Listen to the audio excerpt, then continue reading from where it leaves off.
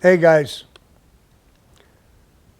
I just talked to somebody who was a cousin or some sort of a relationship with Joe Bonanno, and he asked me a few questions.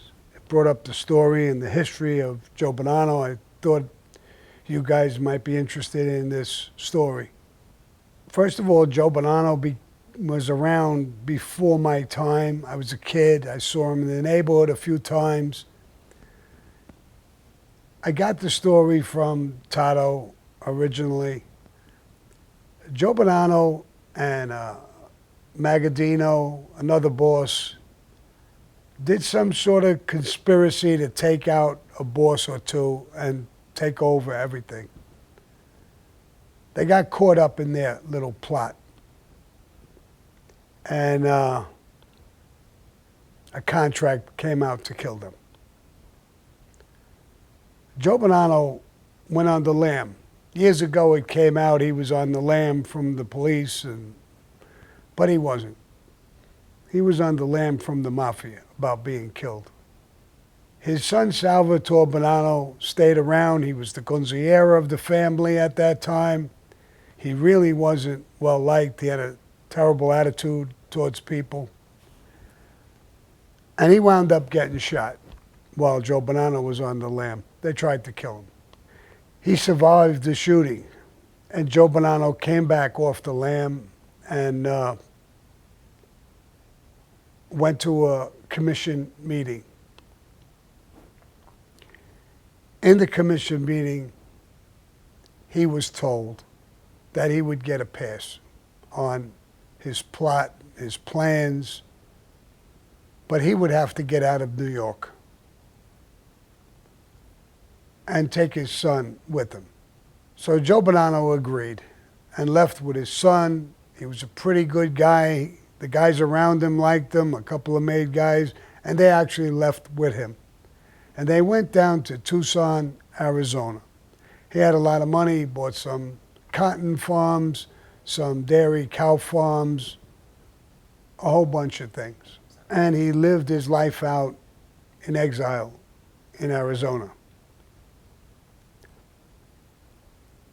Years later, when I got out of prison in 1996 and I came to Arizona to live, Joe Bonanno found out that I came down. And he was sitting in a meeting with his son and another guy who was a CI, a confidential informant. The guy was wired. The FBI was listening in to this conversation. And he was telling his son, Sammy the Bull is in the Phoenix area of Arizona. He came out of prison and he's here now. Make an appointment for me with him. And his son said, why do you want to meet with him? I need to make sure that he doesn't have in his mind that he'd come here and take over Arizona. His son said that. He's not going to do that. He's a fucking rat. He ain't going to do shit.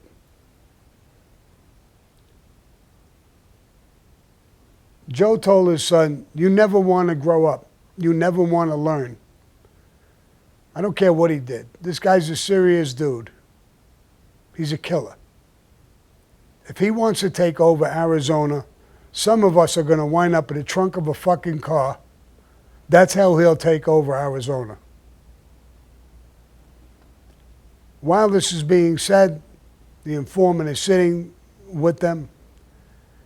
And in a matter of hours, I guess, the FBI knows this conversation.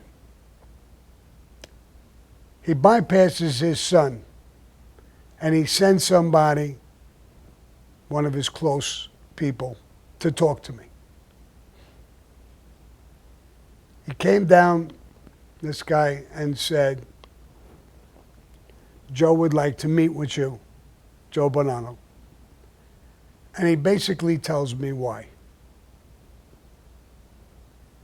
So I said, listen, it would be my pleasure to meet with him. I have nothing but respect for the old man, and I would meet with him. But it would have to be on my turf.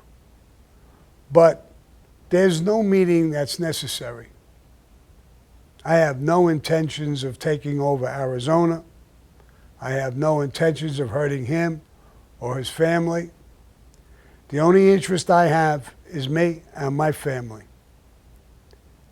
That's the only way I would react. But if he wants to meet with me, I'm willing.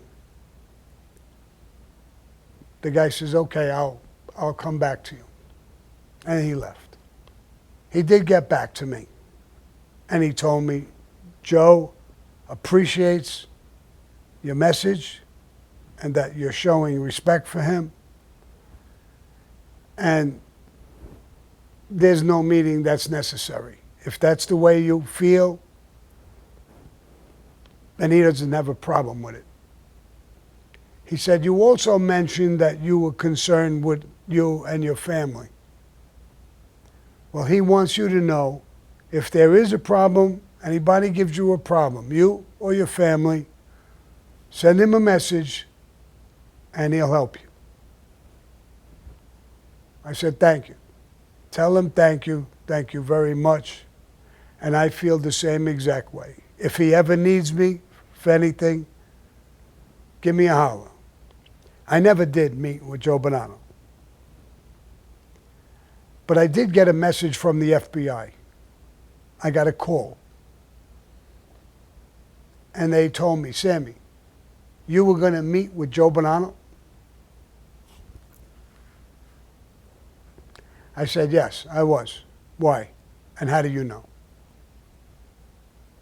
And this is when they told me somebody was sitting at the table. They told me what was said. So I said, well, I have no intentions of taking over Arizona, just like I told him. They have nothing to worry about with me. I have nothing to worry about with them. So whatever you heard, whatever this guy told you, it's basically all bullshit. We corresponded. If he wanted to talk to me, I'm out of prison, I was willing to talk with him. Is that a violation of anything? Well, it could be a violation if you met with him and parole, he said, but no. We now know your thoughts. We know what happened. We'll just sweep this under the rug. Good. But if you're going to meet with him or something comes up, please let us know. And we're also concerned about your safety. Good. I appreciate it.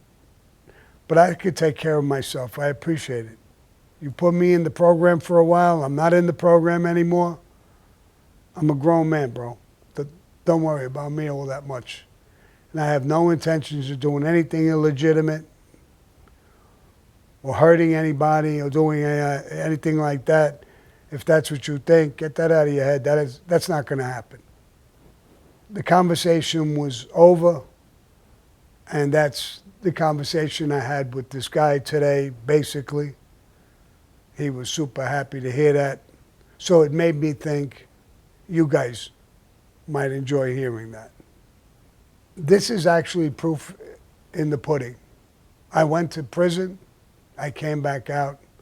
I came to Arizona. I'm working on my podcast. I'm working on these videos, a platform on Patreon. And I'm working on stuff about Hollywood, crime stories, and talking with people. And everything I do is 100% legitimate, straightforward. I thought about for a long time what I was going to do when I got out of prison, after almost 18 years straight. And this is the perfect fit for me. I know the mafia like I know the back of my hand. I lived it every day of my life since I'm a kid, in my early 20s. There's so many stories, and I love talking to the people who listen on all those YouTube and Patreon, and they messages, and I sit there and answer the messages. I couldn't find a better thing to retire enjoy my life, and go forward. If you like these videos, and my podcasts especially, press like. Press subscribe. Gives me more strength with the networks and the stations to go forward and put out more content. I appreciate all your comments, questions. Just like this question, it spurred me to do this story, remember it and tell it as best as I can. Have a great time. I hope you enjoy these things that I'm doing. Seems like it through your texts. So, adios.